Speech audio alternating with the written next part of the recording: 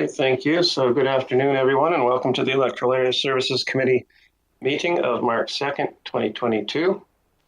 As always, I will acknowledge that we're meeting today on the ancestral territories of the Coast Salish peoples. And with that, we will move to the first item on the agenda. Please, Ms. Harrison.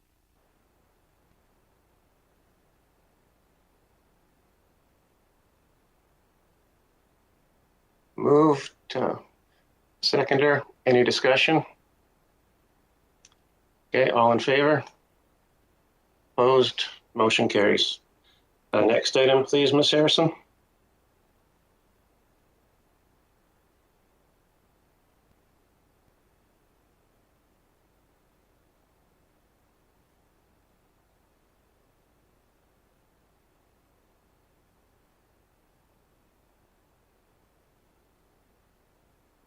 Thank you. It's been moved, seconded.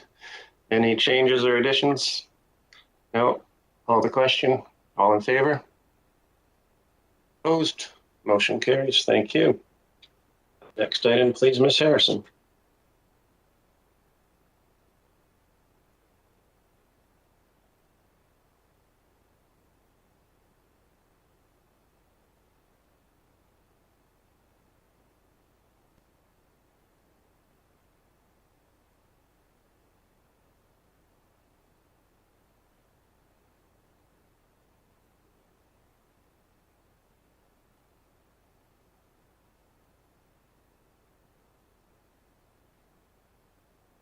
Great, thank you.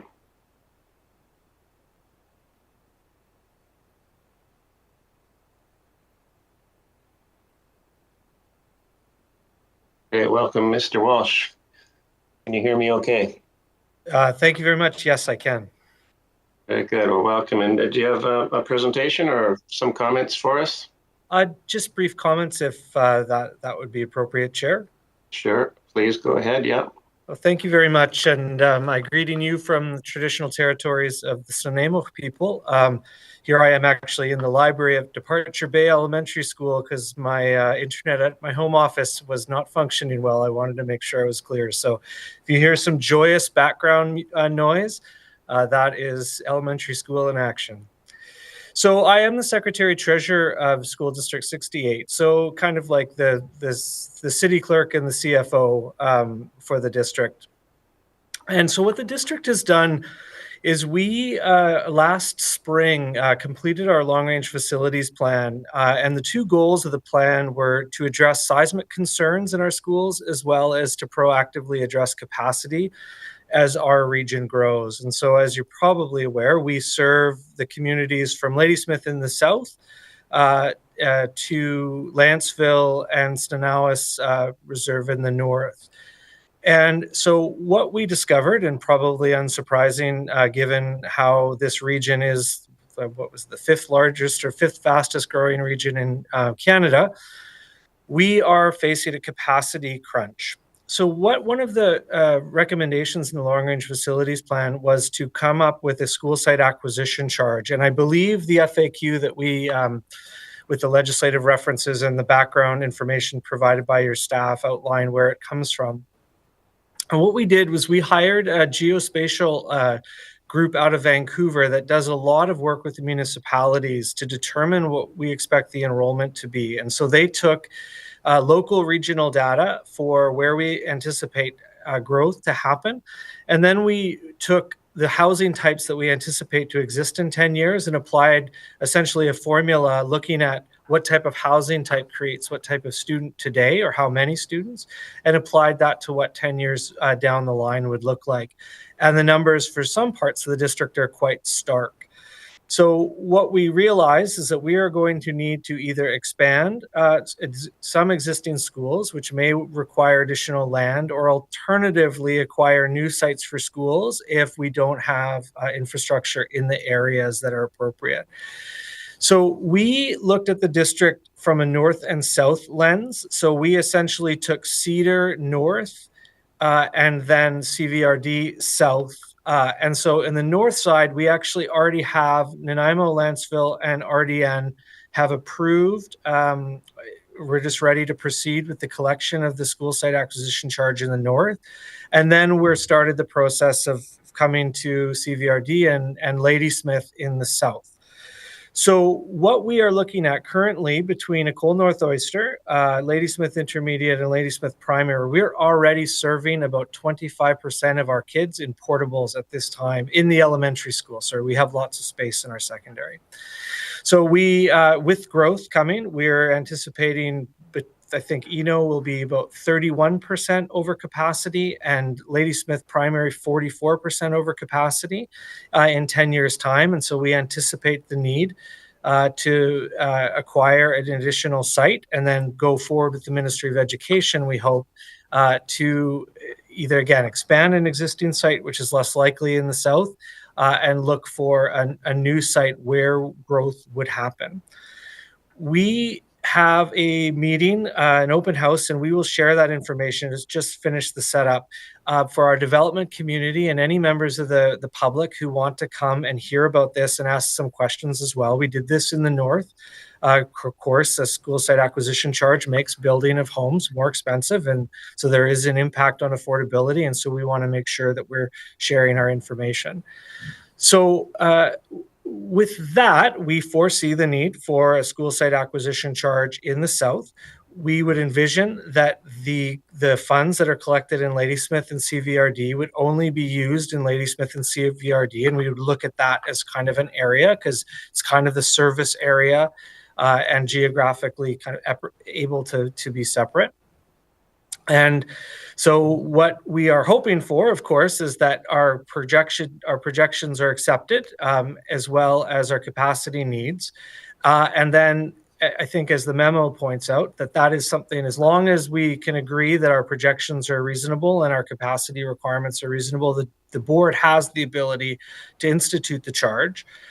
And then our additional request, though, which is very much at the discretion of the local government, is we foresee, particularly in a lot of our areas, that it's going to be infill where the growth is going to come. So the school site acquisition charge typically applies to development of 4 or more units or 4 or more doors being created. And so what we've done in the north, and all of our jurisdictions have agreed to this, is that they have applied the bylaw to apply to developments of 2 doors or more. And so the idea is that we can anticipate that if you've got 2 acres and you're going to make it 1 acre times 2, or 3 acres and then split it in 3, you're more likely to producing single family dwellings that are going to create kids. And so therefore that's one of the requests that the board is also seeking from our local partners and with Ladysmith as well. So I'm happy to answer any questions, and if there's specific information perhaps provided in writing as a follow-up, but very, very grateful for the opportunity to come speak with the group today. And again, happy to volunteer to speak to anybody you'd want. I do know that our neighbors to the south, which would impact CVRD more, are also contemplating this. I just don't know where they are in the process. The charge would only apply to the areas that Nanaimo Ladysmith serves. Okay, thank you very much. So I'll turn to the committee for questions, and I see Director Yanni DiNardo and then Director Smith. Thank you, Mr. Chair, and thank you, Mr. Walsh. I want to direct a question to our staff. If we're able to do this in a regional district. Okay, I think we have a report on this item R1 immediately after, so perhaps we'll hold questions for staff till then. Okay. Thank you. Just from Mr. Walsh right now. Okay, Director Smith. Thank you.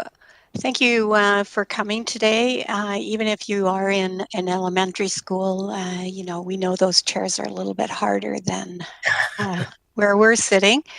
I just would like to point out that your figures for Area G are most likely not accurate. Area G includes also Gulf Islands, along with Saltaire, and the only area that participates in School District 68 is from the Lagoon Bridge north, which doesn't include very many households. or very much property. So any statistics that you're using there are just not accurate.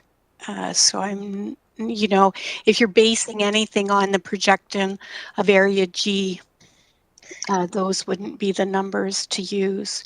And if you're looking for a new site, Saltaire has an old school Mount Brenton property that has an old school on it, but I'm sure you could always build a new school there, and we could take all the Ladysmith Saltaire people.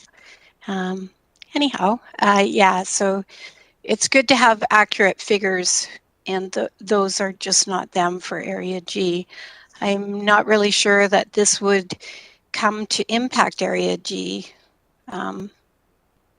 because we just don't have the infrastructure in the water and the wastewater for more than one house on a parcel. So, Yes, thank you. Director Smith. I don't know, Mr. Walsh, did you want to respond? Yeah, sure. Thank you very much. So actually, similarly to Gabriola, there may well be a very limited impact with the charge. But one of the things that we are essentially, the Ministry of Education requires is typically the charge is applied to the entire district. So some parts might be growing faster than others. And what we've done is we've tried to split the communities. And so clearly, if there's no growth, then there'd be no charge or charges applied. With respect to our enrollment projections, our actual enrollment projections only include housing that would exist within the catchment boundaries of the schools that are in the district. So with respect to growth in Saltaire, we wouldn't be using those numbers to show how many kids would be at Ladysmith Intermediate or Ladysmith Primary as an example. I will say that we do certainly get some of those students, particularly to Cold North Oyster because French immersion, but our long-term 2030 projections are only projecting housing and the kids that are created by the housing within Nanaimo Ladysmith boundaries. Okay, thank you. So I'll turn to Director Morrison and then Director Martman. Thank you, Mr. Chair. Want to thank Mr. Walsh for coming. I'll be brief. That appreciate the heads up that your neighbors to the south may be bringing this forward. They will likely have a bit of a fight on their hands because we've had a lot of rural schools that are now closed. I think this is appropriate for municipalities, but rural areas, underserved, don't think it's appropriate, but I will follow the lead of the directors impacted by this. Thank you. Okay, thank you. Director Martman. Thank you. And being a new director, and I'm actually in the area that borders the Cedar Regional District, Area A of Nanaimo. Apologies for the phone. I'll mute myself. And I sort of echo Director Morrison there. We're very rural. We do have Nicole North Oyster here, and it's well attended and the community really appreciates it being available. And I think they would look to having kids out of portables. I think that as we grow limited, but I have two questions. So the first one is, when you collect fees or we collect fees and remit them to you, does that money actually earmarked for this area, or does it go into a general pot and it's used wherever you see fit? Through you, Mr. Chair. So again, the ministry typically likes school districts to look at the school district as a whole. So, if one area is growing, everyone contributes to the single pot. We are viewing and creating the structure that we are viewing it as a north and south. So we would view that the Ladysmith contribution and the CVRD contribution would be put in the same pot. So theoretically, because it's going to be serving the kids in those two areas. So theoretically, funds received from the growth charge in Eno as an near Eno as an example, could be used in Ladysmith. We would foresee that, just like Ladysmith could be used in Eno. But given that we are taking the position with the Ministry of the Education that the geographic kind of communities are distinct enough north to south, we would not, and we are suggesting that the funds that we collect in Ladysmith and Eno would not be used to say build or acquire a school in Lanceville or in Area C of RDN as an example. Okay, Director Martman. Yeah, as a follow-up, because I think it's very important from I think my community's perspective, in that we're having some very large developments occurring in Cedar and South Nanaimo over the next 10 years, as you know, with the sandstone. And I think there's like 5,000 units going in there. And, you know, I would not, I guess money's going in from this community and funding new schools there would be, I think, not be seen very favorably. So I just wanted to put that through to you. And thank you. And again, we're trying to recognize the geographic distinction in that regard, and again are taking the position that CVRD and Ladysmith would be one pot. Area A, Area C, Gabriola, Lanceville, Nanaimo would be a separate pot. Okay, thank you very much. Okay, so seeing no further questions, thank you, Mr. Walsh. And if you would like to just stay with us, we have a couple of short agenda items, and then we'll be back to discussing this in a few minutes. So I'll turn to Ms. Harrison now for the next item, please.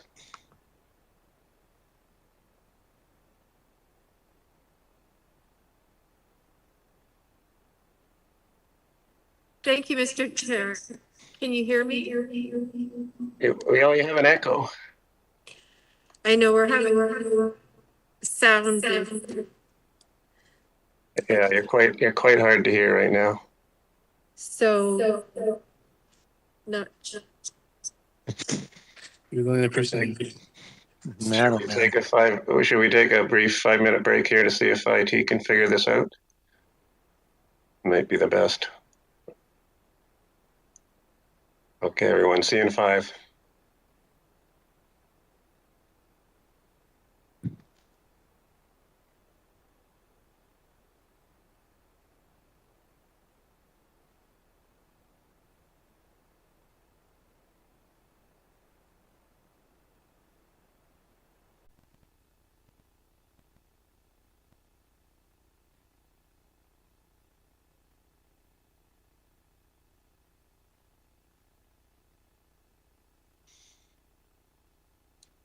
Thank you, Mr. Chair. We are live. Thank you, Ms. Harrison. So if we could go to the next item on the agenda, please. Thank you, Mr. Chair. The next item on the agenda is correspondence. Item C1 is a grant name for Electoral A. And the recommendation before you is that it be recommended to the board that a grant name Electoral Area A, Mill Bay Malahat, in the amount of $200 be provided to Francis Kelsey's graduation committee to support the 2022 Dry Grads celebration. Great, thank you. So it's been moved and seconded. Any discussion? Call the question, all in favor? Opposed? Motion carries. Thank you, Ms. Harrison. You still have a bit of a stutter, but it's doable. Carry on, please. Thank you, Mr. Chair. The only other thing I can think of is perhaps you could read these out if you'd be interested. Yeah, I can read them. So the next item, then we'll go to information item. It's the Electoral Area C, Cobble Hill Community Parks Advisory Commission minutes from December 16th, 2021, and that is for information. Okay, any comments on those? No? Okay, great. So now we'll go to the next was reports. That's item R1 is a report from the Community Planning Divisionary School Site Acquisition Charge Request from School District 68. And I see Mr. Tibbet. Welcome, sir. Point of interjection, Mr. Chair. We have the applicant in the lobby. Would you like me? Yes, to... please bring the applicant in, Ms. Harrison. Okay, thank you. Thank you. Yes, Klaus. I didn't think we are going to have discussions with an applicant present. I don't think that works. Yeah, it's similar to what we do with development applications. Where'd he go? So, Mr. Walsh, welcome back. And I think we'll hear first from Mr. Tibbet and questions for staff, and then we'll see if there's any further questions for Mr. Walsh. Thank you, Mr. Chair, and thanks, Mr. Walsh, for your presentation. I don't actually have a PowerPoint for this particular item. The report is fairly straightforward, I think, and we're looking for direction with a couple of options set out in the reports. I suspect that the majority of technical questions about school site acquisition charges are a little bit beyond my normal ken, but I'll do my best to try and answer questions, and perhaps Mr. Walsh can help with the other ones that I'm not technically qualified to answer. Thank you. Okay, thank you. Well, I think Director Yanni Donardo did have one to start with. No, actually, that 5 minutes really helped me because I spent a lot of time on the OCP minutes this weekend, and not so much so the actual report is self-explanatory. So I looked to the committee. Okay. Thank you. Any other questions, Director Martman? Thank you, Chair. And I'm not really sure about how the mechanics of this would work. I'm always concerned when something affects affordable housing, and it was mentioned by Mr. Walsh in his presentation. And so I would like to maybe understand a bit more of the impact on that, because you know, I'm not sure of to what degree, what kind of dollars are we talking about, what percentage? Can you share anything of what historically has been done, and maybe not, if you can't speak to what would be asked? Mr. Walsh, go ahead. Mr. Chair. So there is maximum, there's a formula in the School Act that contains maximums. And given the price of land nowadays, essentially is it set at the maximum. So the idea is that if it's under a certain number of units, the development would be under a certain number of units, it'll be $1,000 per door. And if as the development gets bigger, then the number goes down to as low as 600. But in reality, 600 would be for a fairly dense apartment building per door. There are a lot of exceptions as well with respect to certain social housing that gets built. But the main impact, particularly in an area rural, and I think someone noted earlier that there's probably very limited larger, 4 and 6, et cetera, in the area that we're talking about today, but it would be likely $1,000 per house. Director Martman. Thank you for that. It's interesting when you can actually come down to dollars, and appreciate that kind of clarity.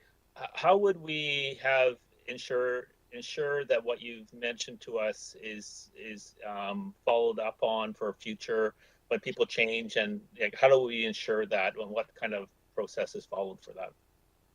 Mr. Walsh.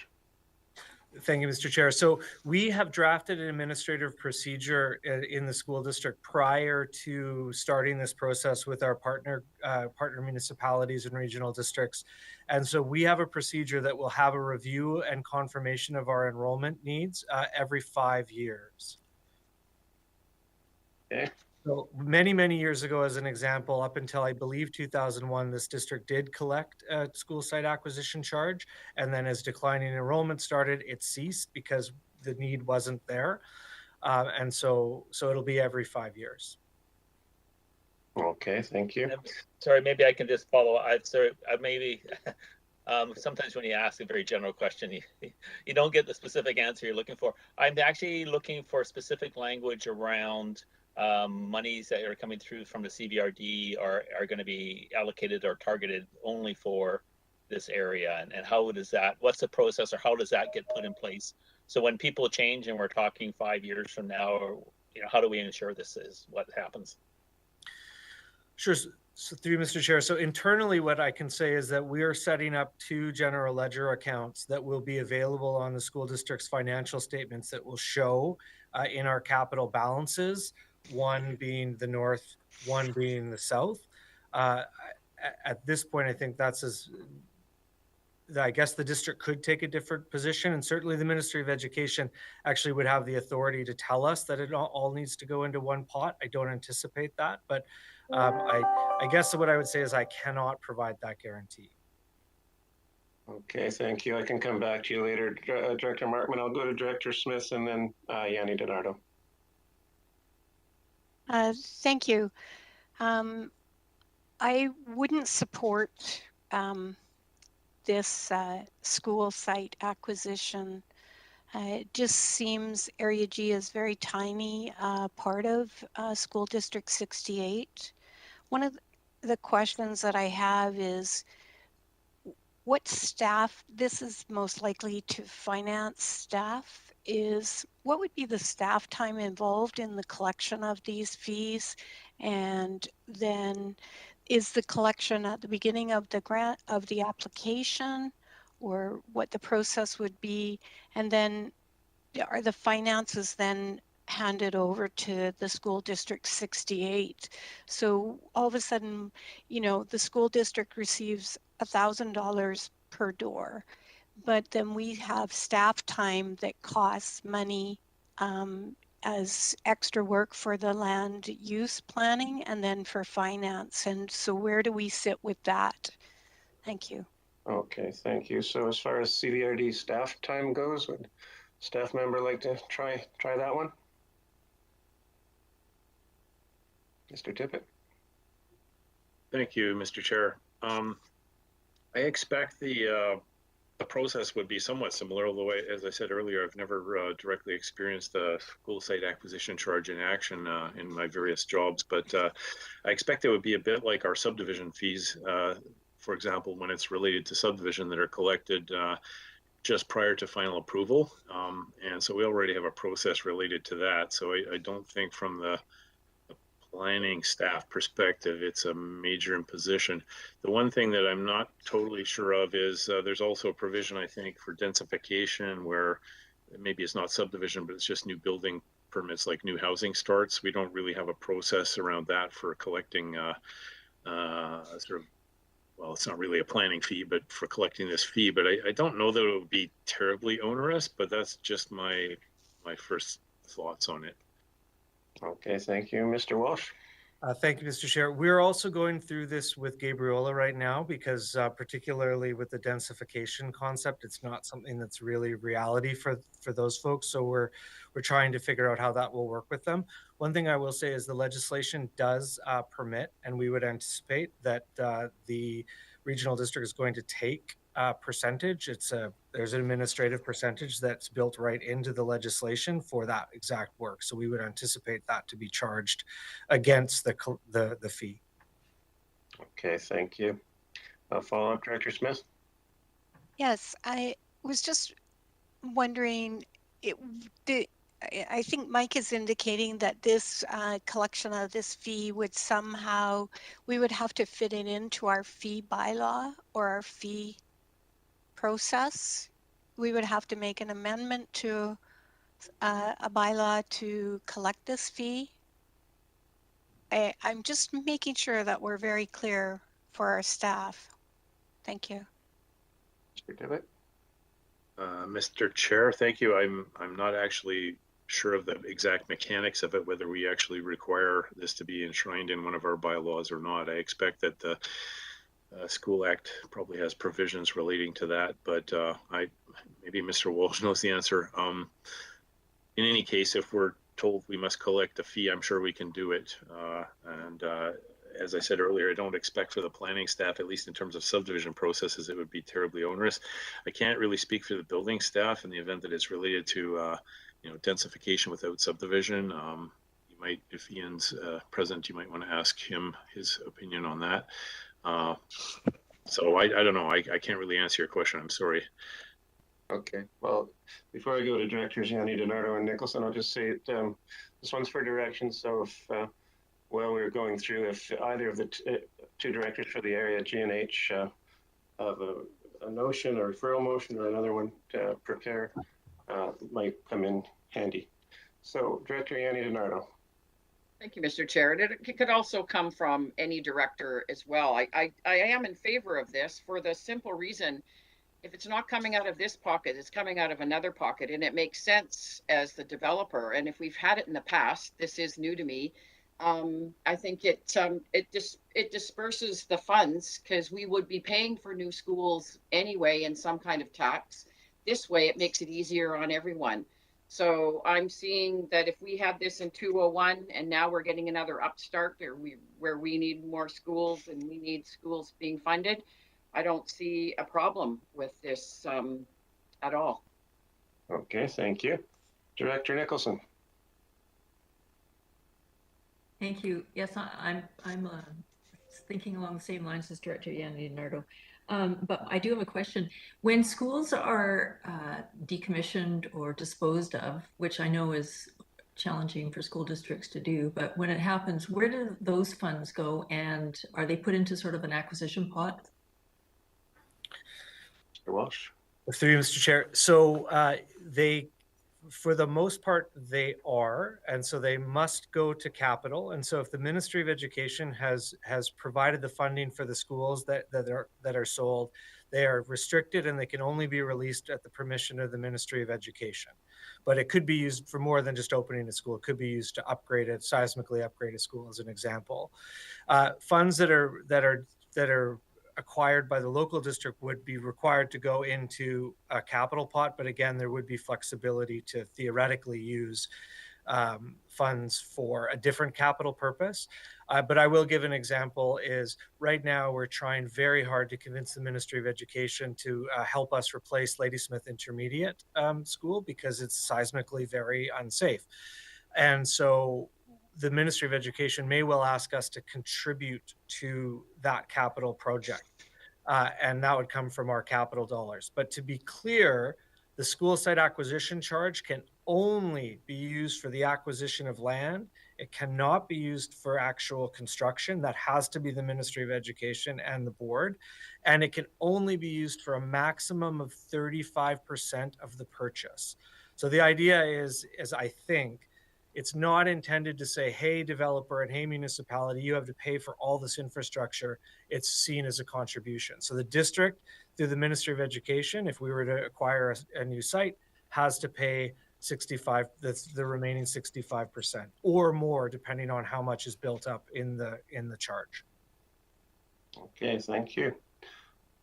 Okay, further questions, Director Martman.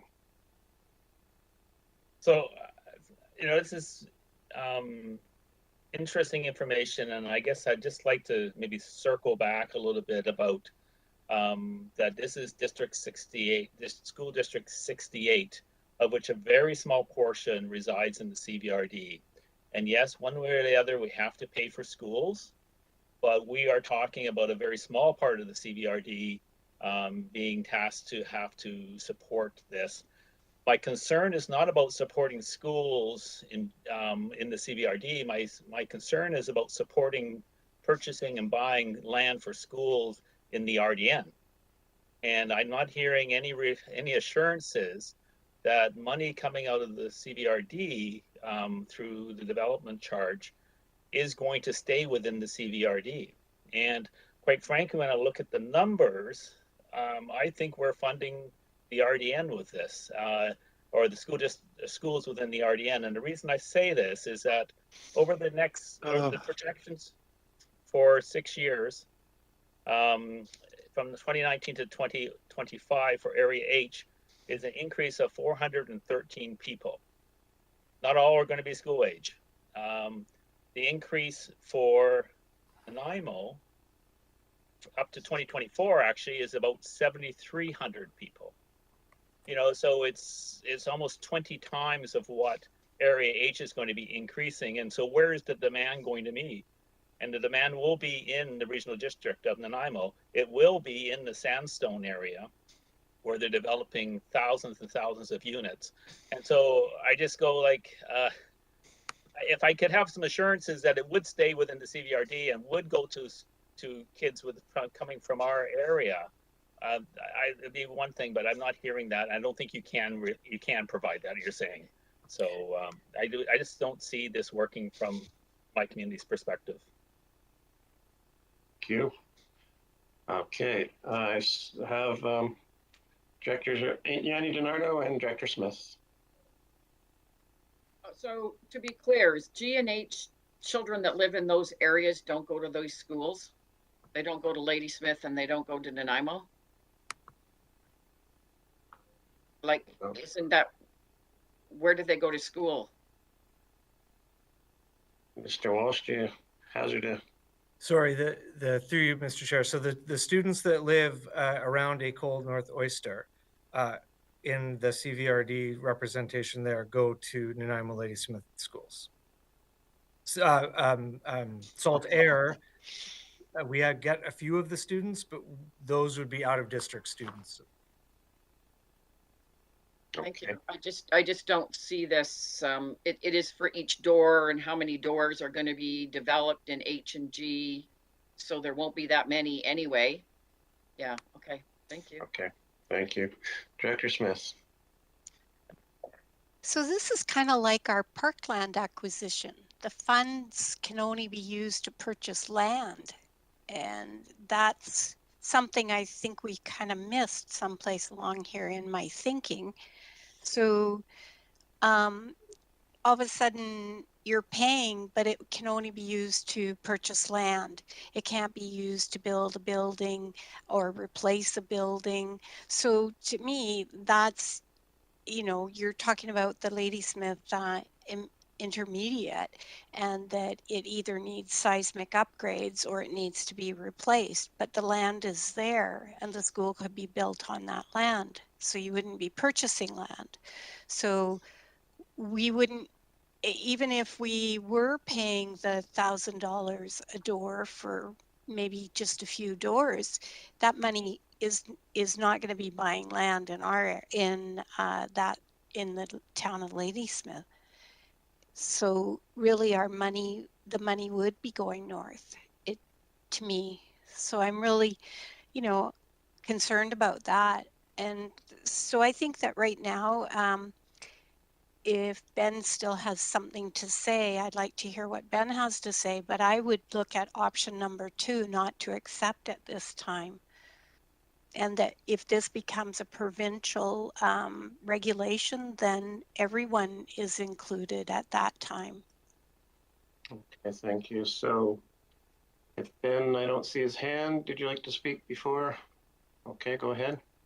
Well, I guess perhaps I'll turn to staff and get their advice on this, because I thought the way the staff report was written, that the school district 68 has the ability to make this request, and that we really, it's for the 4-door approach for funding, and that really our job is to say whether we would be willing to go to 2 doors. Otherwise, the 4 doors is really going to go forward unless we want to go to a dispute resolution. Did I read that correctly, Mr. Tippett, or is that? Mr. Tippett. Thank you, Mr. Chair. That is my understanding, that, there will be some sort of an acquisition charge no matter what position the board takes. I wish, or perhaps Mr. Walsh can comment on that, but yeah, that was kind of my sense of it as well. As were we willing to go further than the 4-door sort of threshold or not? But I stand to be corrected if I'm not. As I say, I'm not an expert in this matter, so I'll defer to Mr. Walsh on the details.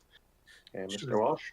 Thank you, Mr. Chair, and definitely appreciate the concern. So our understanding of the school site acquisition charge is the school district does have the legislative authority to institute this charge.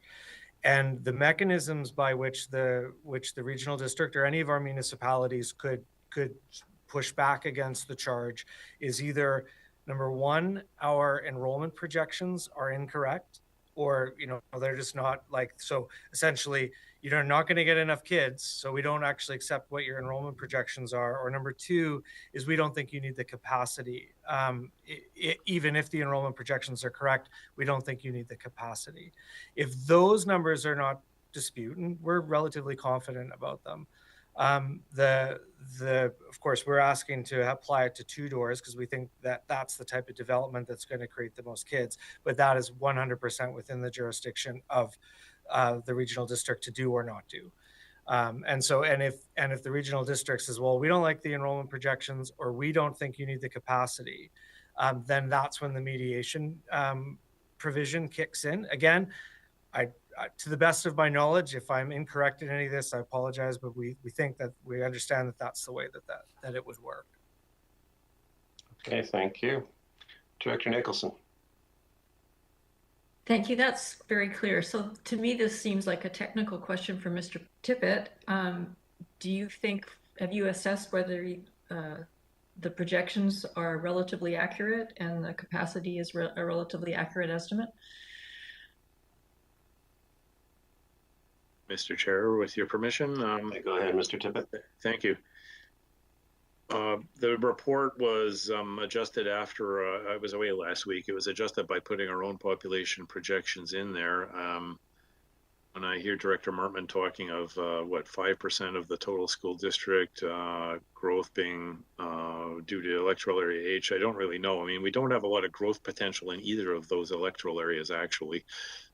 They're both relatively slow growing compared to at least the southern part of our regional district. But having said that, I don't know that there's a sort of a systematic problem with the growth projections that I'm aware of that the school district did for school district 68. So I guess that's my best answer I have at this point. Okay, thank you. All right, so, well, turning back to Director Smith, I know you were, the options are accept, not accept, or of course we can refer back if we want more information. So Director Smith. Okay, so I'm just going to ask for clarification in that the legislation states that School District 68 can collect this school site acquisition amount based on 4 doors. And the ask right now is to reduce it to 2 doors. Is that clear? Mr. Walsh. Through Mr. Chair, thank you. Yes, but I would say again, and we want to work closely and as transparently as with our partners as possible. So, of course, not that I want anyone to go that direction, but of course, the direction to challenge the enrollment projections or capacity is also at the hands of the group. Or alternatively, we're happy to go meet with staff again to share more deeper how we came up with our projections. But yes, that's what we are seeking. We are confident that our numbers are there to support the broad legislative authority to set the school site acquisition charge, and we're just asking for it to apply to 2. Okay, thank you. So Director Smith, so just to be clear, I'll just read what not accept means. If the CVRD board does not accept the request, mediation between SD 68 and the CVRD would begin with the province in charge of that process. Mr. Tippett. Thank you, Mr. Chair. I think that sort of statement in my report is not exactly containing the nuance that I heard from Mr. Walsh, which is basically if we challenge the growth projections, that's when mediation kicks off.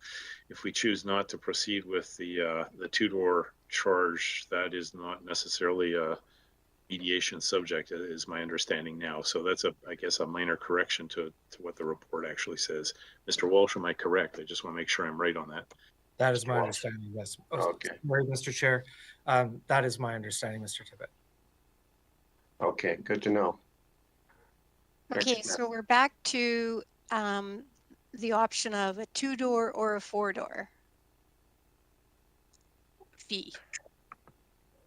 The 4-door will be charged,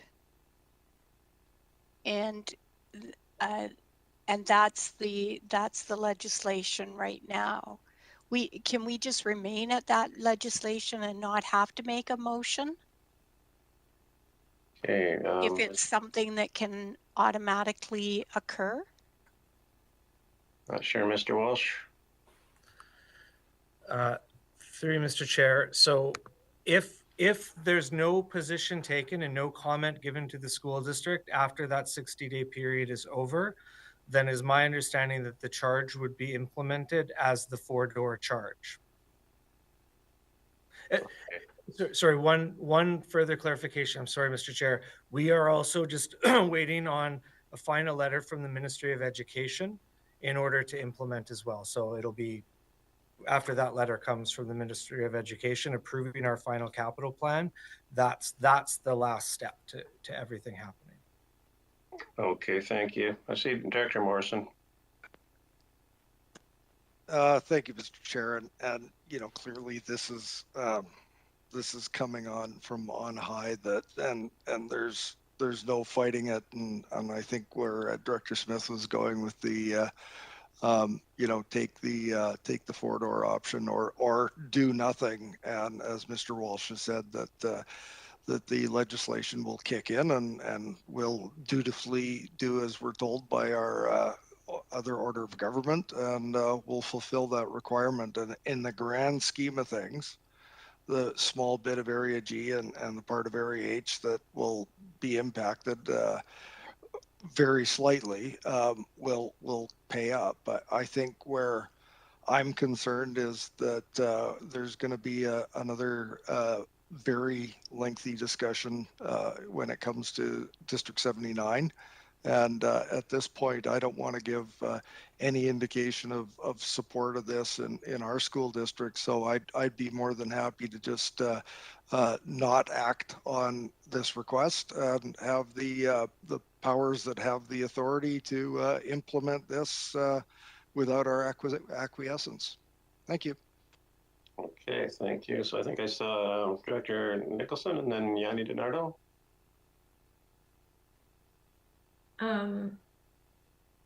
Actually, I think it's fairer if it's a 2-door development charge. I don't understand why we wouldn't want to support schools, and it seems like a fair approach to do the 2-door, because it is true, a lot more development is infill, just on principle. Okay, thank you. Director Yanni DiNardo. I totally agree with Director Nicholson. This isn't a big war or fight on anything or making up any other whatever else is going to happen. It is very simple, straightforward, and I support schools as well. So this is, and it's not going to affect that much. So I would say that we just accept, we go for option 1. So if that hasn't, I don't know if there's been a motion on the floor yet. Well, not yet. I would prefer, maybe I'll just hear from Director Smith first. I would support the 4-door. I think when we get down to the 2-door, we're starting to look at people that affordability comes to impact them. And we need to balance that. So if we have a development that has 4 doors, I think for sure we need to increase the support for the schools, and I think this is a good way to do it. I think the 2 doors then is more of an impact on possibly 2 families that are just trying to get by, and an additional $1,000 for them could be a breaking point of whether they put in environmentally heat pump or something else. So I think we need to be cautious with the 2-door. I would support the 4-door. Thank you. Okay, so Director Martman. Thank you. I guess I'm along the same lines as Director Smith, and I believe that we can just. I think we've given lots of direction, and you know, and it will come down to us through the channels. Okay, so I think then, Director Smith, I can say that you've moved the 4-door. Would that be correct? I think that we just leave it as nothing and it comes back as the 4-door, but maybe Mr. Walsh can clarify that if we are headed in the direction, would he like a resolution on that? Mr. Walsh. Through you, Mr. Chair. Again, I'm not fully aware of the processes. We're obviously always interested in working closely with our partners, and if a motion is in order, we'd certainly appreciate that. That's what to show support for that. But again, if it didn't pass and there was no direction to challenge to go to mediation on the basis of enrollment capacity, it would, as my understanding is, be implemented. But certainly a motion is always appreciated, but I would leave that to the politicians and not to staff. Okay, so this one, there's a lot of uncertainty to me. I'm just not comfortable quite with how we're approaching this. So I'll go to one more comment from Director Morrison, and then maybe we should refer. Thank you, Mr. Chair. So I think even Mr. Tippett had sort of indicated that he wasn't exactly sure, not putting words in his mouth, but in the options in the report, I think the request from the school district 68 is for 2, is the 2-door option. The not accept is mediation. So if we don't take any action, we will get the 4-door option, as explained by Mr. Walsh. So I'm comfortable with not taking any action. If there are people that want to recommend number 1, which I think means the 2-door option, then we can vote on that and see what comes of it. Okay, I think that sounds correct. So, Director Yanni DiNardo. I'm hearing that we need that it would be cleaner, and they want to work with their partners to make a recommendation. So I moved option 1. Seconded by Director Nicholson.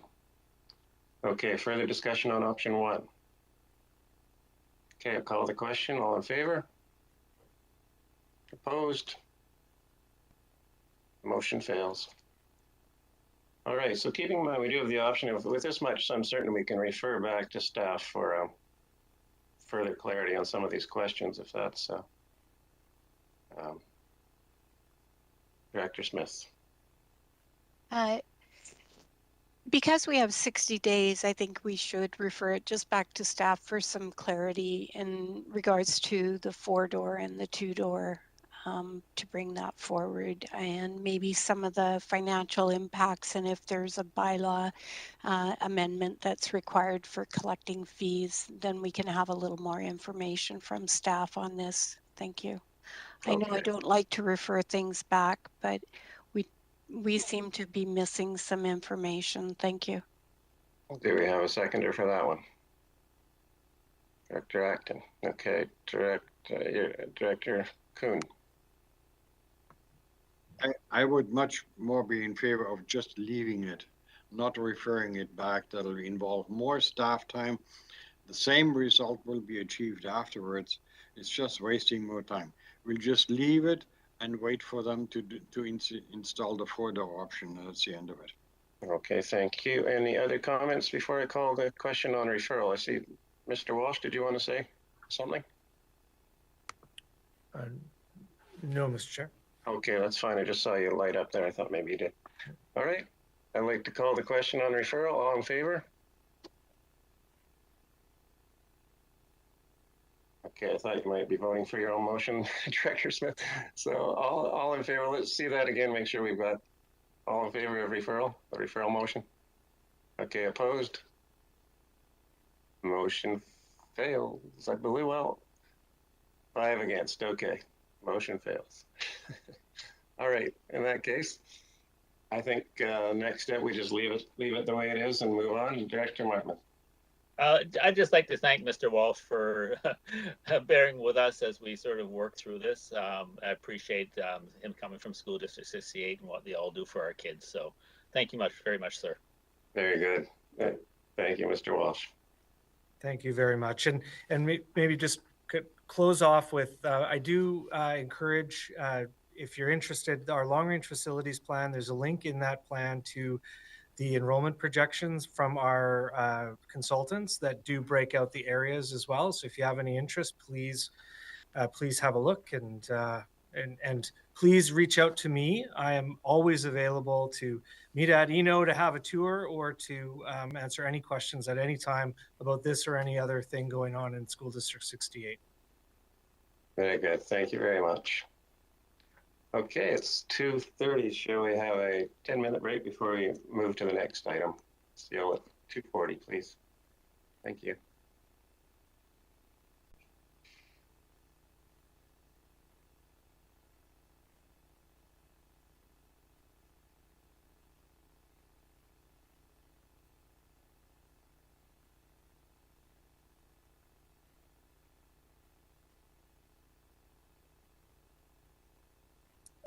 Thank you, Mr. Chair. We are live. Okay, thank you. Welcome back. So we'll move to the next item on the agenda, please, Ms. Harrison. Thank you, Mr. Chair. The next item is R2. It's a report from the Development Services Division regarding application number RZ21A01, Sandy Beach Resort. And this recommendation, there is a correction in recommendation number 1, where it speaks to the R2 zone. R2 is to be deleted and replaced with RR3. Okay. And the applicant is in the lobby. Very good. Okay. So shall we hear from Mr. Tippett first on this, or should we invite the applicant? I forget the procedure. Should we have the applicant in with us right now, or do we usually wait? I think so, Mr. Chair. Okay. Yeah. So I'll just let Mr. Rick Stokes in. Oh, perfect. Okay. Mr. Chair, I'm going to try to share a little PowerPoint here. Okay. And let's see if that works. Now, just get it started here.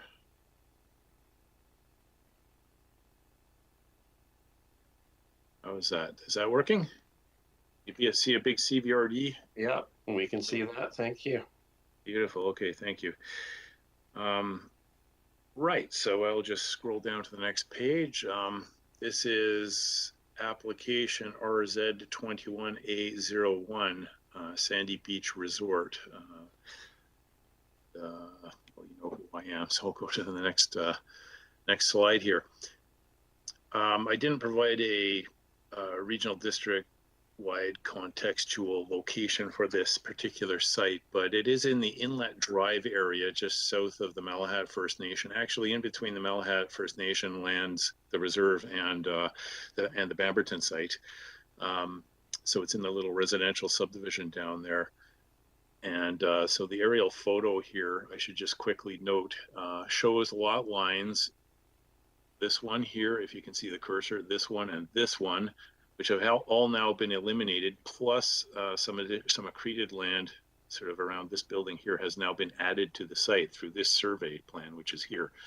So instead of being 4 lots, we now are dealing with a single parcel, which has 13 cottages on it. Now, the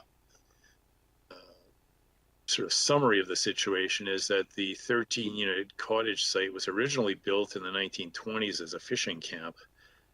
And the current status of those units is on the basis of a site plan from apparently the 1920s that we have seen, lawful non-conforming under the Local Government Act in terms of the density and use. Having said that, obviously the buildings, most or many of them are, getting to the point where they need significant repairs beyond the scope of what the Local Government Act will permit under lawful non-conforming rules. And so the proposal here is to actually recognize the actual use of the property that, as I say, has existed for some time by rezoning the site from RR3 to a new zone that would permit the current uses. The actual use of the property is residential and seasonal recreation without commercial rentals, is my understanding. And so attached to the report was a CD5 zone, a comprehensive development 5 zone, which is a rather unusual zone. If you had a look at it, it's even includes that site plan I showed you before in order that we can identify the footprints and locations of the buildings that are on the site.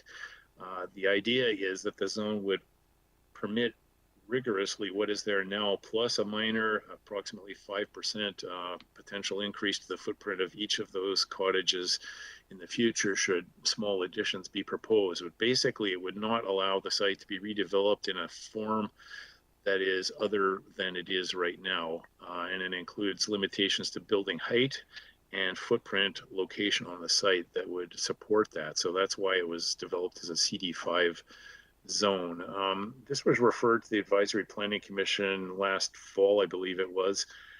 The APC, I should say joint APC, because this is outside of the sort of Mill Bay Village area, were supportive.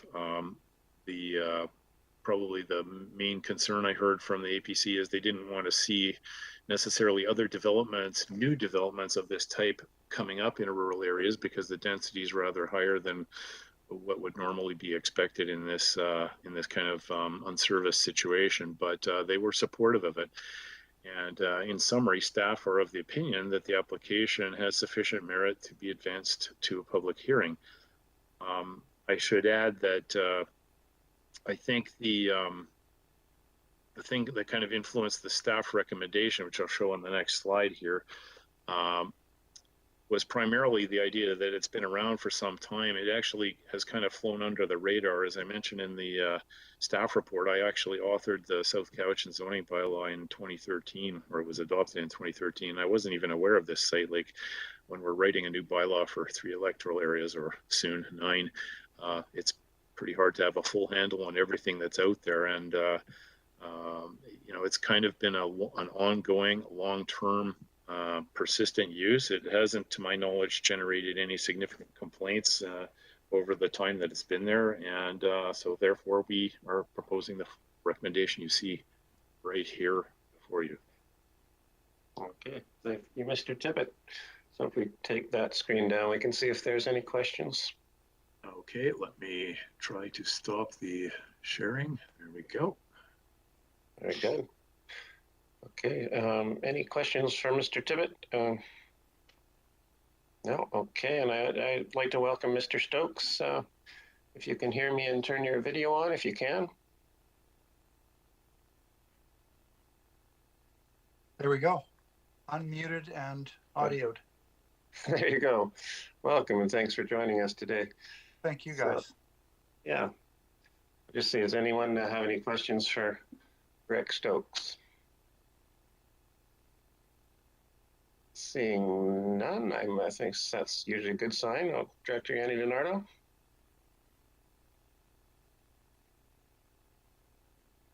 Thank you. I'd like to move the recommendation, and it's been seconded. I grew up on Newick Road and didn't even know that this existed there, so this is quite interesting. So I'll move, if Mr. Tippett didn't hear from it, see it either, so it's been moved and seconded. Thank you. Moved and seconded. Is there any further discussion? Seeing none, as the local area director, I'm quite supportive of this moving forward. So with that, seeing no further comment, I'd like to call the question. All in favor? Opposed? Motion carries.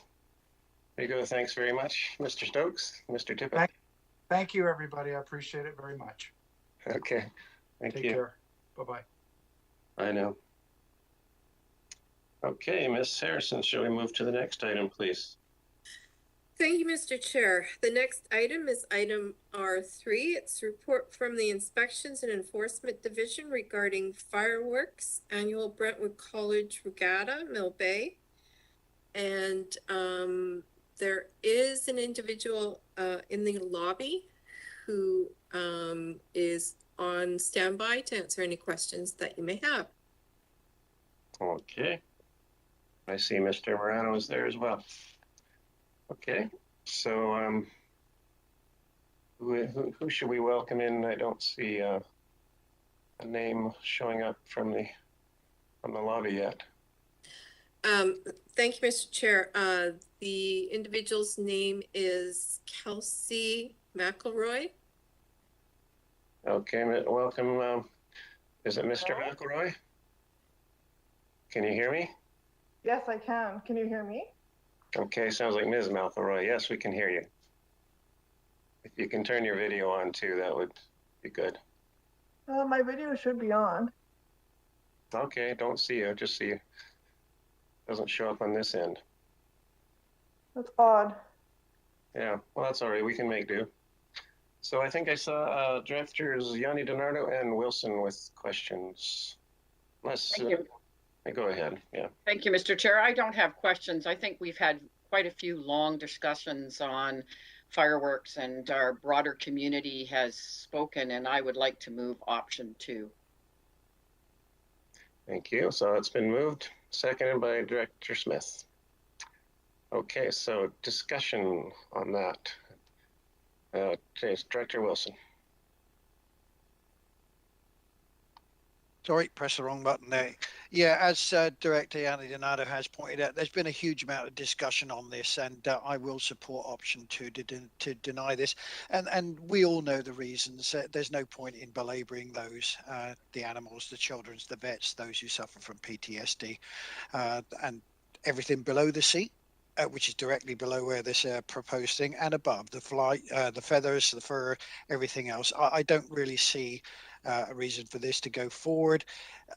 I wish we could stick with tradition. We can't. Things are changing, and I'll be voting in support of option 2. Okay, thank you. Other comments? Just to let people know, as a director for the area, I'm also supporting option 2. Okay, seeing no further discussion, I'd like to call the question. All in favor? Opposed? Motion carries. Oh, Director Coons opposed. Okay.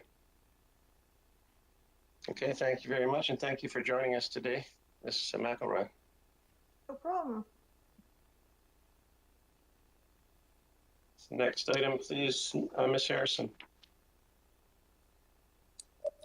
Thank you, Mr. Chair. The next item is item R4, which is a report from the Water Management Division regarding Community Sewer Systems Regulatory and Management Bylaw rate amendments.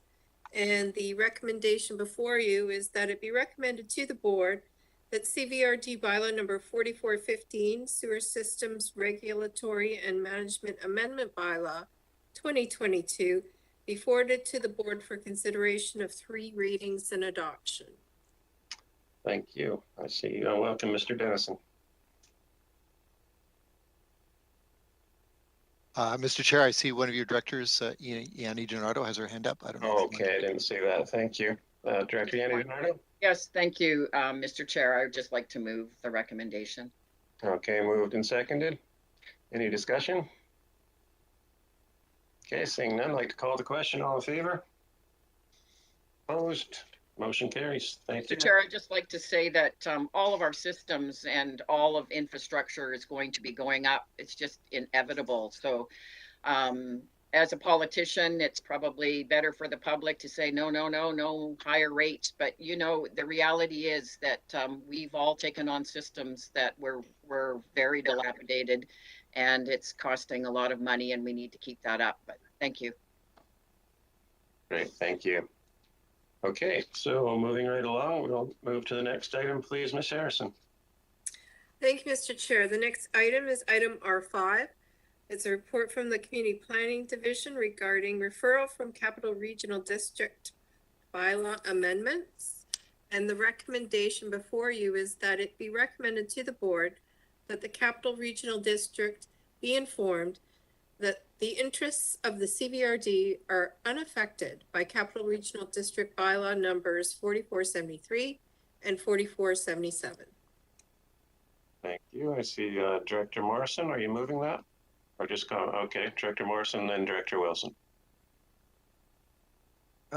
Thank you, Mr. Chair. Just want to bring to the committee's attention some information, and I'm still bound by confidentiality of discussions at treaty, but I can let you know that the Pachidat Nation has been living with this development that hasn't been of a welcome development in their community.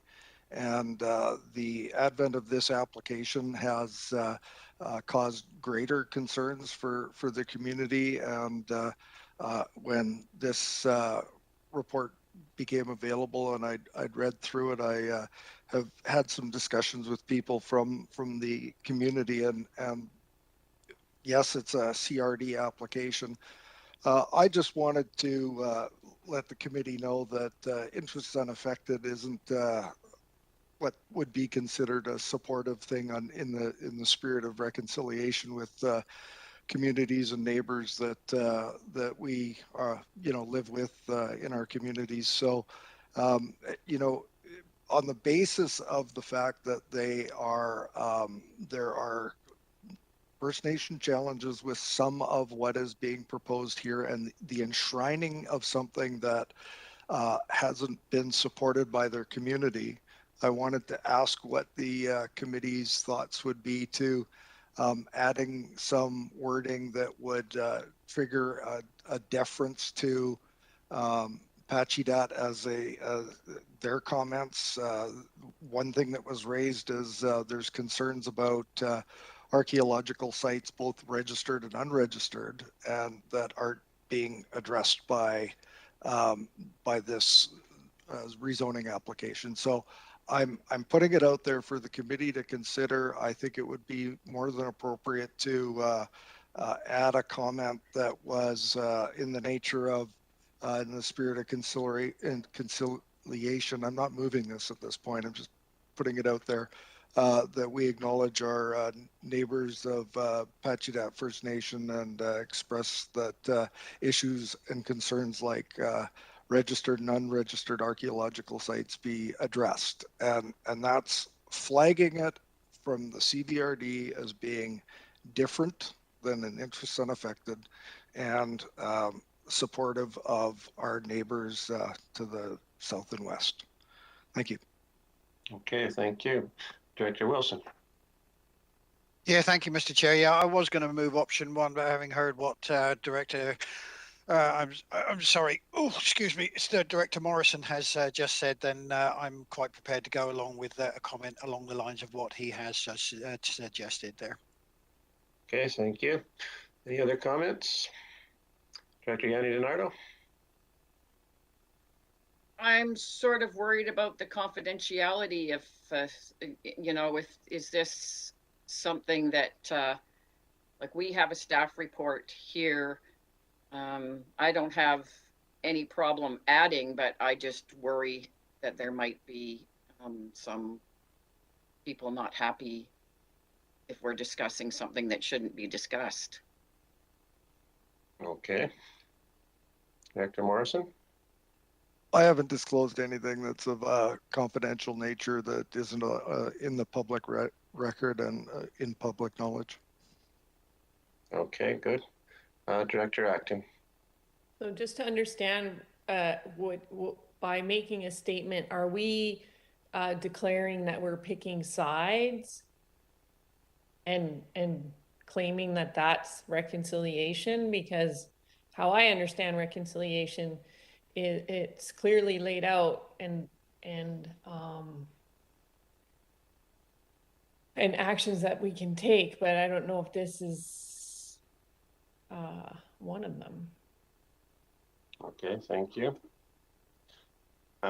Director Morrison.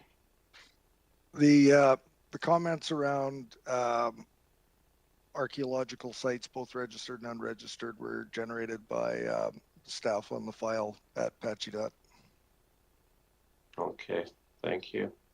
So just to be clear, for staff, this application would also be referred to the First Nations by the CRD, correct? Mr. Chair, yes, that's correct. The CRD would have no doubt referred it to a number of First Nations certainly the Pachidad and other, given that we were on the referral list as well. Thank you. Director Kuhn. Well, if it is referred to them anyway, I don't think our comments to that effect, as Dr. Morrison suggested, are necessary. I would just stay away from that. I mean, if they're going to consult them anyway, why would we get involved in, oh, you should do? I would just stay out of it. Okay, thank you. Any further comments? So, Director Yanni DiNardo. I would like to move the recommendation as it is, please. Okay, moved and seconded. Further discussion? Seeing none, I'll call the question. All in favor? Opposed? Motion carries. Thanks very much. All right, we will now move to the final item, please, Ms. Harrison. Thank you, Mr. Chair. The next item is a report from the General Manager, Land Use Services Department regarding CVRD Bylaw number 4379, Development Procedures Bylaw, which was referred from the February 23rd, 2022 board meeting. And the recommendation before you is that it be recommended to the board that CVRD Bylaw number 4379, Development Procedures Bylaw 2022 be forwarded to the board for consideration of first, second, and third reading. Okay, thank you. So, Director Acton. Thank you, Mr. Chair. It was my idea to send it back because I wanted more discussion on this and didn't want to do it at the board table. And I guess when we had a lot of discussion around the APCs and how that would look, and we talked about from one spectrum to the other, and still not completely clear to me with this one how things have perhaps changed from the APCs. I feel like really hesitant whenever, or there seems to be some friction as well whenever APCs, commissions come up. And as a board, we've also given up a lot of authority. So I'm just trying to better understand it around the APCs in particular. Okay. Ms. Cheryl, would you like to comment on that? Thank you, Mr. Chair. So with respect to the current bylaw, there is a provision that states that certain types of applications will be referred to the APCs and other types of applications will proceed directly to the Electoral Area Services Committee. And that is somewhat problematic for a couple of reasons. One is that the legislation also states that referrals to advisory planning commission should be dealt with in the advisory planning commission bylaw. And so the APC bylaw, current APC bylaw does have referral language in it, as does the draft APC bylaw that was presented to you by Ms. Breen. And the other issue is that if you, by regulation, state how an application is going to proceed, then you're bound by that. So the current regulation states that your variance applications, for instance, will go directly to committee. And that may not be the preferred course of action in some cases. So what's proposed under the current or the proposed procedures bylaw is that we omit the language around referrals to APC, allow that to be dealt with through the APC bylaw, and also allow some flexibility with respect to determining what applications will be referred to APCs. And by leaving it out of the bylaw, we can actually, I think at an administrative or staff level, determine whether or not, first of all, an application will generate concern and refer that accordingly to an APC. And if not, then the area director has the opportunity to make that referral. And there are certain situations, of course, where you may get an application for a rezoning, where you, as an electoral area director, feel that that doesn't need to go to your APC because the application may be very minor in nature. And so it's a bit of a, it's a much less rigid approach to handling referrals, and that isn't, and perhaps for some that might seem a bit scary. I would recommend that what happens next is that the staff come back to you with perhaps a report and discussion, and there be some discussion around the development of a referrals policy. So that would provide a framework for filtering applications to go to APC or to go directly to committee. But you are, you know, it's quite rigid the way it is now, and it clearly has been a problem, particularly over the last couple of years as we've been working through the pandemic. So hopefully that answers the question. Okay, got a follow-up, Director Acting? Thanks, just a follow-up. So to be clear, so what's happened in the past a lot of times, an application would come to committee and we're told the director can send it to the APC, but then the reaction of the committee or the applicant is irritated. The feeling is irritated because now the process is going to take even longer. So is there, what you're talking about would handle in more detail some of those items so that they don't go as far as the committee and then they get sent to the APC sooner? Through you, Mr. Chair, yes, I think that would be the intent, is that there would be more information about the applications coming forward at an earlier point in time, so that the decision can be made earlier, and that, so that we don't have frustrated applicants and we don't have frustrated directors at a committee meeting who are wanting to send things back. We certainly, we want processes to be more streamlined, and by saying more streamlined, we don't mean expedite the approval. We mean process the application in the way that's going to make most sense for the committee and for the community. Okay, thank you. So I have Director Kuhn and then myself. Anyone else? Director Smith? You okay, Director Kuhn? Yes, maybe I missed something here, but it says that the bylaw would be delegated, but to whom? To the, not the bylaw, but the application to the general manager or to any staff member, or because that's not outlined in there. So who's it going to be delegated to? Mr. Elf? Thank you, Mr. Chair. So in the draft bylaw, the authority to process certain types of applications would be delegated to the general manager. The bylaw that Ms. Breen has drafted for the APC has language that allows the general manager to refer applications to an APC in addition to the area director. Okay, good.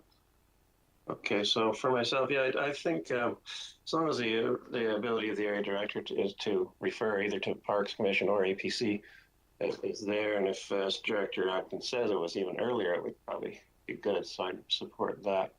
One question though, go ahead first, Director, or Mr. Just one point of clarification, Mr. Chair, the way that the current Parks Commission bylaw is worded is that referral can be made by the board or by staff, not by an individual area director. But I suppose that the referral could be made by way of staff to the Parks Commission from the area director. Just so you're aware, there's a slight nuance, and then the legislation allows specifically for an area director to make a referral to the APC, but not to a Parks Commission. Right. Just a minor distinction there. Good, thank you for that. And then the second question I had, I think actually this morning we talked about community amenity contribution policy. I'm not sure what, I think we should create one of those. I don't think we have one, but would it be, where would we do that? Would not be in this development bylaw? Would it be somewhere else? Or thank you, Mr. Chair. So I believe that our Ms. Breen has been working on a draft community amenity contribution policy that would be coming forward to you for discussion. But that would sit as a standalone board policy. It wouldn't be part of this bylaw. Okay, that's great. I'm glad that's coming. Director Smith. Thank you very much. This is part of this discussion that when the development service review was done, one of the things that the directors brought forward at that time was the notification to the directors on an application. And we've had this brought up at this table multiple times, and it's still, I believe, not changed, where the director as a CC receives a copy of the letter that goes to the applicant. It has no details on it, and the next time we see it is on Friday when it's on our agenda for the EASC. And so we haven't had an opportunity to even know what it is if we were thinking of referring it to our APC. So we need to somehow come up with a way that you tick the box, the letter goes out to the applicant, and also information to the director so that they aren't seeing it on the Friday before it comes and then having to refer it back to their APC at the meeting and delaying it further. So I think we've had that discussion a few times here, and I'm wondering how we're going to accomplish that. Thank you. Thank you. Mr. Roth. Thank you, Mr. Chair. You too, Director Smith. So when I've gone back and done a little bit of research on this. So when file is opened and the letter's prepared, that's prepared by our administrative staff. It's not our administrative staff's responsibility to do an analysis of the application and to determine, you know, what is the extent of the variance being requested. That is going to be the responsibility of the planner who will be reviewing the file.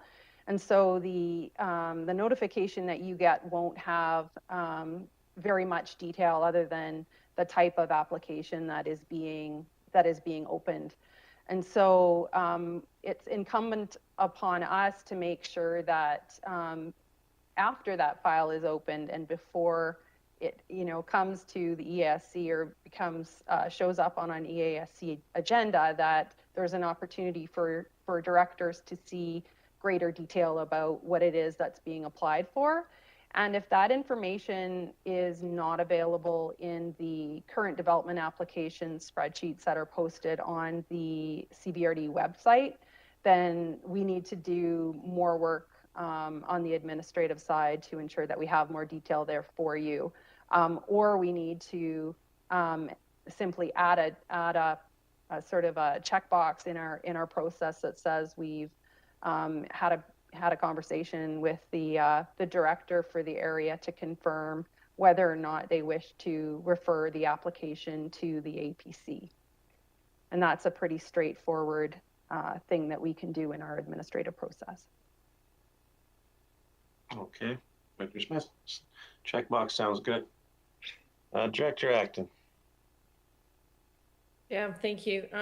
I guess I just wanted to say, I don't know about the other directors, but you know, I'm not a planner. So when we pull out all these, when we pull out the procedures and the bylaws and we pull them out separate all over the place, I find it's really quite confusing. It would be nice if we had things done more like in a group, so then you could, you know, see it maybe as like an org chart or something where it's like this with this, and then it kind of makes a lot more sense, I think, for me anyway. So thank you. Okay. Any further comments, Mr. Rolfe? Thank you. Just in response, Mr. Chair, just in response to Director Acton, I think that's a really good comment. So we have a fairly rudimentary reporting, and I've kind of said this before, that it's somewhat related to some of the challenges we have around maintaining our development application records at this point in time. We know that that's going to change because we're going through a major software implementation process.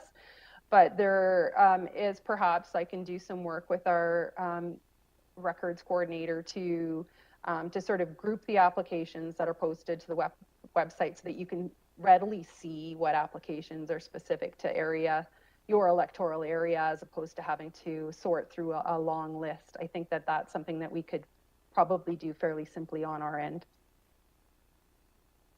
Thank you. Okay, so Director Nicholson and then Morrison. Thank you.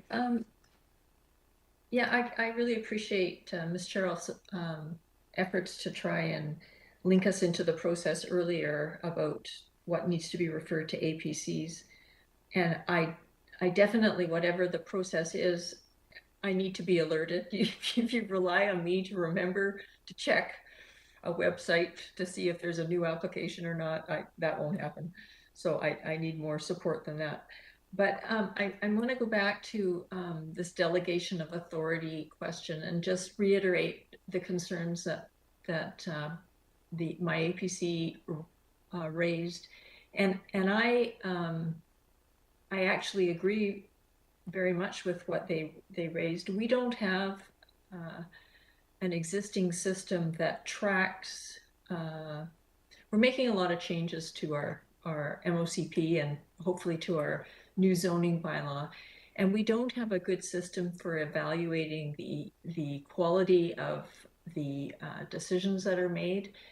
And as you noticed this morning in our workshop, the indicators that will be tracked for the MOCP are very high level, but often what we're dealing with are specific. We rely a lot on professional reports and we know that sometimes the quality isn't up to standard. We rely on our staff to be on the ball on everything, on a wide range of things, which may be outside of their expertise.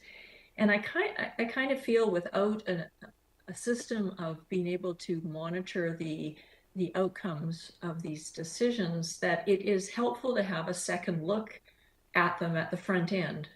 And so I'm a bit leery of delegating a lot more authority to the GM at this point until we understand how our policies are going to play out. So I'll say that. I know I will be over. No, I know you're not going to go along with that, but that's kind of where I keep coming back to that point, which worries me a little bit. Mr. Rolfe? Oh, thank you, Mr. Chair. I didn't really have I don't know if there was a question there, but I suppose for the committee's information, one of the sort of the best practices for when you're dealing with delegation of authority is that any bylaw that has delegation provision should be reviewed regularly.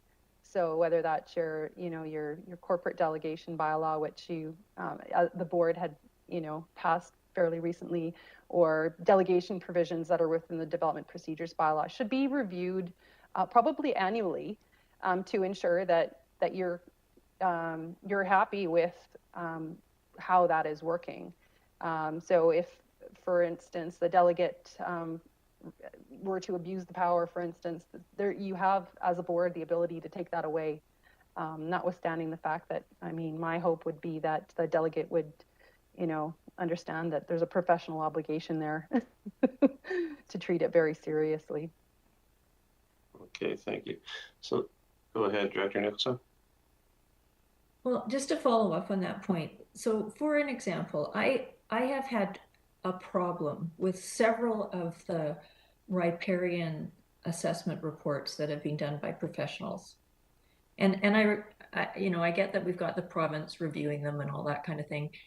But if you don't have if you don't have sort of a formal way of monitoring and tracking that so that you can then say, you know, we've had X number of applications where we think that there's a problem and we need to maybe look at doing a different system or whatever, then it never happens. And we don't review things annually. I mean, we actually don't ever review things as far as I've known since I've been here for 7 years. So it's, you know, hopefully we will in the future, but until we get all those processes in place, we have to figure out ways of double checking on things. That's all. Okay, thank you. Just before I go to Director Morrison, Mr. Earl, which bylaw did you mention that we renewed recently? Which delegation bylaw? So, Mr. Chair, I think Kathleen may be able to help me with this, but there is a board delegation bylaw, is there not, Ms. Harrison? Thank you, Mr. Chair. Through you, as a follow-up to Ms. Kirchhoff's comment, there's a couple of delegation bylaws. There's the officers delegation bylaw, which is the officers of the corporation, that being the CAO, the corporate officer, and the financial officer. There is a delegation bylaw where the board has delegated some authority regarding employee matters to the CAO. And then there's also the current purchasing policy delegation bylaw, where authority has been granted to certain levels of exempt employees for purchasing powers. Okay, thank you. Yeah, it might be something that we want to have at least look at annually if we, some of these get forgotten. And anyway, on to Director Morrison. Thank you, Mr. Chair. Two quick things. I really do appreciate the notification letters that we get upon new applications. I would just ask if staff might consider one little tweak to it is we've got the little map, and that's great. And we've got the applicant name and address, and then we've got the PID and the legal. And, you know, I get these all the time where it seems like we've got a post office box for the applicant who may not live at the property in question anyways. And the map hasn't got enough detail to actually cite and locate where the application is from. Can we get a street address in the description of where the property is put into? It would make it a whole bunch easier than having to go look up PIDs or legals to orient where the application is from. I've got a number of these that are a challenge to look up. My question around this this bylaw and the DAPR process is, you know, I know there's other jurisdictions that are kind of waiting on what the province is doing with the development approval review, development, whatever DAPR stands for. And some are proactively addressing different bylaws and streamlining procedures to help the process. Is this a proactive step that you see in that DAPR review that's helping us get a handle on and maybe even a little bit ahead of the curve? Because I think we're going to get some things handed down by the province that we will be required to do. What are your thoughts on that, Ms. Charles? Ms. Charles. Thank you, Mr. Chair. So to the first question, I think we could certainly add the street address to the file opening letter if we have a street address that's been assigned. And so we don't currently at the CVRD assign street addresses until there is a building in place. So in the absence of that, we could include at a minimum the street name, and that would provide a little bit of geographic context to the location if we don't have a building. So certainly I will pass that on to our administrative staff so we can start doing that immediately. In terms of the development approval process review, DAPR, yes, the province is talking increasingly about development streamlining and potentially mandating certain things. Certainly they're looking at currently the potential for increased delegation of authority with respect to development variances. That hasn't been contemplated in the current draft of this bylaw, but it could be considered by the board in the future. I think we're increasingly going to see pressure to move quickly just based on the current housing crisis. Okay, thank you. Any further questions? Good. Well, I'd like to thank Director Action. I think it was valuable to send this back, and anytime something important affects all the work we do, like this kind of a bylaw, I think it's always worth having a second look. Ms. Harrison, has this been moved and seconded? No? So someone like to move? Moved, seconded. Any further discussion? All the question, all in favor? Opposed? Motion carries. Thank you. Okay, next item, please. Ms. Harrison. Thank you, Mr. Chair. The next item is unfinished business. There is none. New business. There is none. Question period. We have no applicants. No closed session, so adjournment. Okay, motion to adjourn. Seconded, all in favor? Adjourned. Thanks, everyone. Good. Enjoy the rest of the day.